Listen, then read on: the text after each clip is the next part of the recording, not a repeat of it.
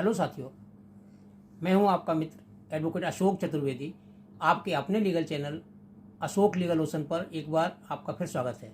साथियों, जैसा कि आप जानते हैं कि मैं समय समय पर विधिक जानकारी के नए नए वीडियो आप लोगों के समक्ष लाता रहता हूं, ताकि ज़्यादा से ज़्यादा लोग हमारे वीडियो को देखकर लाभान्वित हो सकें, कानून की जानकारी ले सकें। तो साथियों, आज हम एक फिर नई जानकारी लेकर आपके समक्ष उपस्थित हैं, और वो है लॉ ऑफ टॉर्ट। अब आपको बड़ा अजीब शब्द लगेगा लॉ ऑफ टॉर्ट। एक्चुअल में जो टॉर्ट शब्द है ये लैटिन भाषा के टॉर्टम से बना हुआ है, और बाद में फ्रेंच भाषा में इसका नाम इसको टॉर्टम से टॉर्ट कर दिया गया है। तो फ्रेंच में इसको टॉर्ट बोलते हैं, और ये जो ओरिजिनल शब्द है ये लैटिन शब्द है टॉर्टम। इसका इंग्लिश में या आम बोलचाल में इसका मतलब रहता है टॉर्ट का रॉन्ग, यानी क्षति, हानि। तो अब लॉ ऑफ टॉर्ट का मतलब ये है कि सिविल कानून में सिविल प्रक्रिया में की गई कोई क्षति। अब इसको अगर आप ऐसे समझेंगे कि ऐसा कृत जिससे कि किसी को हानि पहुंचती है, तो वो टॉर्ट कहलाएगा। इसकी मैं अगर आपको सिद्धांत बताऊं कि ये इसके मतलब कौन कौन से सिद्धांतों में काम करता है, इसके लिए कोई स्पेसिफिक रूल नहीं है, स्पेसिफिक कोई लॉ नहीं है। ये समय समय पर समाज के बहुत सारे जो रीत रिवाजों पर आधारित होकर ये लॉ ऑफ टॉर्ट बना है, और लोग इसका फ़ायदा लेते हैं। इसके अंतर्गत दावा करके अपना जो उसका हर्जाना है, कंपनसेशन है, नुकसान हुआ है, उसकी क्षतिपूर्ति करते हैं। तो साथियों, जो लॉ ऑफ टॉर्ट का जो मुख्य सिद्धांत है उसको हम पहला है इंजुरिया साइन डोमिनो। तो इंजुरिया साइन डोमिनो का ये मतलब है कि किसी के द्वारा बिना किसी वजह से डैमेज यानी हानि, ये इसका मतलब है जो इंजुरिया सेने डोमिनो वर्ड है। अब इसमें मैं आपको उदाहरण के लिए बताऊं और आपको क्लैरिटी आ जाएगी कि ये सिद्धांत ये बोलता है कि किसी के अधिकारों का हनन तो किसी के द्वारा किया गया है, लेकिन उसको नुकसान नहीं हुआ है। भले नुकसान नहीं हुआ है, फिर भी वो उसकी क्षतिपूर्ति लेने के लिए हकदार है। अब मैं आपको इसका एक बहुत बढ़िया पुराना केस है उसके बारे में बताता हूँ। वो है आसवी वर्सेस वाइट।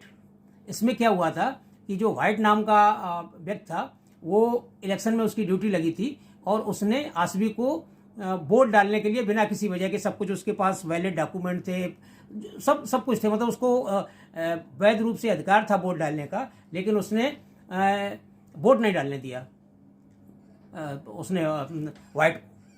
तो वाइट ने जाके कोर्ट में केस कर दिया कि साहब हमें तो ये वोट नहीं डालने दिया और मैं वोट डालने के अधिकार से वंचित हो गया।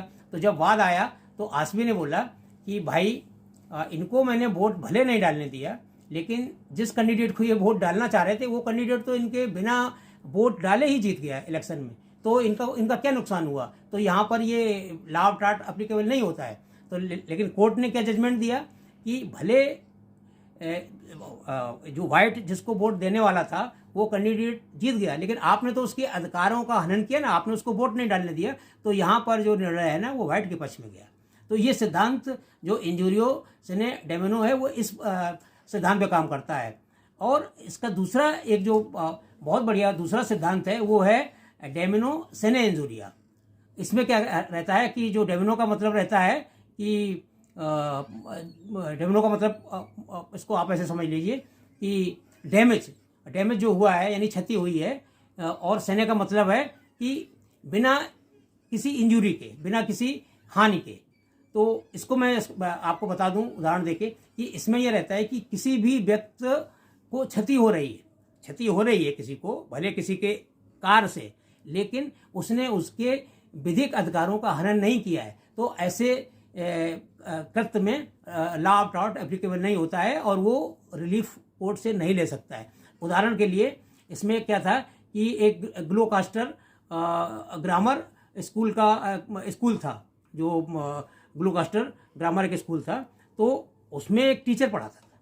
तो उस टीचर ने क्या किया कि उस स्कूल से रिजाइन दे के एक अपना खुद का अपना स्कूल खोल लिया। तो जब स्कूल खोल लिया उसने, तो जो बच्चे थे उस ग्लूकास्टर ग्रामर स्कूल के, तो वो कम हो गए, और ज़्यादा वो क्योंकि अच्छा पढ़ाता था टीचर, तो उसके स्कूल से बच्चों ने मतलब अपना दाखिला वापस लेके और इसके टीचर के स्कूल में कर लिया। तो अब इसको जो ग्लूकास्टर ग्रामर स्कूल था उसको नुकसान होने लगा, बच्चों की संख्या कम हो गई। तो उसने लाभ टाट के अंतर्गत वाद डाला। उस वाद डालने में जो कोर्ट का निर्णय आया कि कोर्ट का निर्णय है कि देखिए, उसने स्कूल खोलकर, उस टीचर ने स्कूल खोलकर कोई गलत काम नहीं किया है, कोई उसके विधिक अधिकारों का हनन नहीं किया है। अब बच्चे ना आने की वजह से उसको नुकसान हो रहा है, तो उसके लिए इसको टीचर को दोषी नहीं ठहराया जा सकता है। तो यहाँ पर निर्णय टीचर के पक्ष में गया। तो यहाँ पे क्या हुआ, विधिक अधिकारों का हनन किए बिना लेकिन हानि हुई। हानि क्या हुई कि बच्चे उस स्कूल में आना कम हो गए, लेकिन विधिक अधिकारों का हनन नहीं किया, तो यहाँ पर कंपनसेशन वो नहीं ले पाया। और इसका एक तीसरा जो है महत्वपूर्ण एलिमेंट है, इसको जो है वैकेरियस लायबिलिटी बोलते हैं।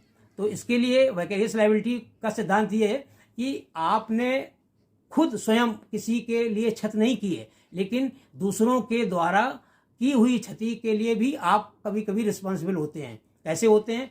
आप मालिक हैं, एक कोई नौकर आपके यहाँ काम कर रहा है, और वो नौकर किसी की क्षति करे आया, उनके अधिकारों का हनन करके उसकी क्षति कराया, तो उस नौकर के कृत्य के लिए आप मालिक की हैसियत से आप जिम्मेदार हैं। तो ये सिद्धांत तीसरा जो मैंने बताया कि वैकेरियस लायबिलिटी, वो इस सिद्धांत पर काम करता है।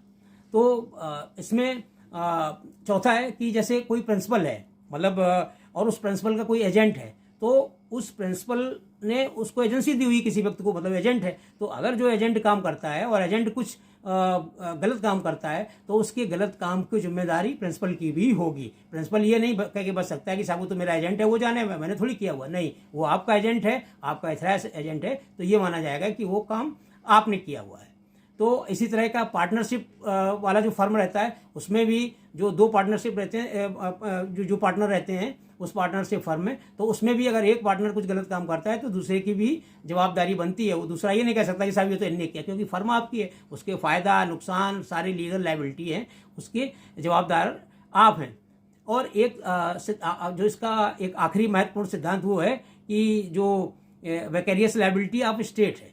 तो वो क्या है कि पहली बात तो स्टेट की परिभाषा अपने संविधान के अनुच्छेद 12 में दी गई है कि स्टेट क्या, मतलब राज्य क्या है, भारत गणराज्य या कोई अपना भारत का राज्य। तो इनके द्वारा भी अगर कुछ अधिकारों का हनन करके और कुछ क्षति पहुंचाई जाती है, तो स्टेट को भी लायबल ठहराया जाता है। स्टेट ये नहीं कह के बच सकता है। अभी एक ताज़ा मैं आपको उदाहरण दूं, बहुत हाल का, मध्य प्रदेश में क्या हुआ था कि एक व्यक्ति के रिश्तेदार की, उसकी महिला थी, वो उसकी डेथ रोड पे चलते हुए गड्ढों की वजह से हो गई। स्कूटर पे बैठाले था और उस स्कूटर पे बैठाने की वजह से गड्ढे में झटका लगा और उसके पीछे बैठी हुई महिला गिर गई। तो महिला गिर गई, उसने लाभ रोड के अंतर्गत वहाँ के जो लोकल गवर्नमेंट थी उसके ऊपर केस कर दिया। तो कोर्ट, वहाँ के हाई कोर्ट ने, माननीय उच्च न्यायालय ने वहाँ की लोकल गवर्नमेंट को, यानी वहाँ के कलेक्टर को दोषी ठहराया उसके लिए, उस घटना के लिए। उन्होंने बोला कि गवर्नमेंट का ये दायित्व बनता है कि रोड सही होने चाहिए, रोड चलाते समय किसी की जान का जोखिम नहीं आना चाहिए। तो इसमें इस सिद्धांत के हिसाब से जो स्टेट भी लायबल होता है, जैसा कि मैंने उदाहरण द्वारा आपको समझाया। साथियों, अब मैं बात करता हूँ मैट्रिमोनियल लायबिलिटी की। मैट्रिमोनियल में क्या रहता है कि उदाहरण के लिए जैसे किसी की पत्नी किसी थर्ड आदमी के साथ में अवैध संबंधों में, एडल्टरी में है, तो और उनके बीच में पारिवारिक डिस्प्यूट हो जाता है और मैट्रिमोनियल डिस्प्यूट शुरू हो जाते हैं या डाइवोर्स हो जाती है, तो इनमें से जो मतलब पार्टनर है, स्पाउस में से पति या पत्नी, वो उस जो एडल्टरी में है व्यक्ति या महिला, उसके खिलाफ लॉ ऑफ टॉर्ट के अंतर्गत कंपनसेशन लेने का हकदार है। क्यों हकदार है? कि उसकी वजह से ही दोनों की गृहस्थी बर्बाद हुई है। तो ऐसे केस में वो लॉ ऑफ टार्ट का उपयोग करता हुआ कंपनसेशन का हर्जाना के लिए कोर्ट में वाद दाखिल कर सकता है और उसका वो हर्जाना ले सकता है और वो इस बात के लिए कोर्ट उसके पक्ष में निर्णय देगा कि भाई आपकी वजह से ही हमारी गृहस्थी बर्बाद हुई। अगर आप हमारे पति या पत्नी के साथ में एडल्टरस रिलेशन में नहीं रहते तो मेरी गृहस्थी बर्बाद नहीं होती। तो यहाँ आप लॉ ऑफ टार्ट का सहारा लेकर आप क्षति प्राप्त कर सकते हैं। तो साथियों, अगर आपके साथ कुछ ऐसा हुआ है तो इस कानून का आप फ़ायदा उठाएं और लॉ ऑफ टार्ट के अंतर्गत आप केस कर सकते हैं। इस वीडियो को बनाने का मेरा उद्देश्य यही था कि आपको ज़्यादा से ज़्यादा जानकारी मिले। तो मैं समझता हूँ साथियों, ये जानकारी आपको उपयोगी लगी होगी। अगर ये जानकारी आपको उपयोगी लगी तो हमारे वीडियो को लाइक करना न भूलें और लाल बटन को सब्सक्राइब कर लें, दबा दें, ताकि आपका आने वाला वीडियो आपको मिलता रहे। और साथियों, बेल आइकन को दबा दें, शेयर करना ना भूलें अपने इष्ट मित्रों दोस्तों को। हमारे वीडियो को हमेशा शेयर करते रहें, अधिक से अधिक लोग इसका लाभ ले सकें, यही मेरा उद्देश्य है साथियों। और आज के लिए मैं समझता हूँ ये जानकारी आपको अच्छी लगी होगी। तो आज के लिए इतना ही। कल फिर एक नए वीडियो के साथ में हम आपके समक्ष हाजिर होंगे। तब तक के लिए जय हिंद, जय भारत।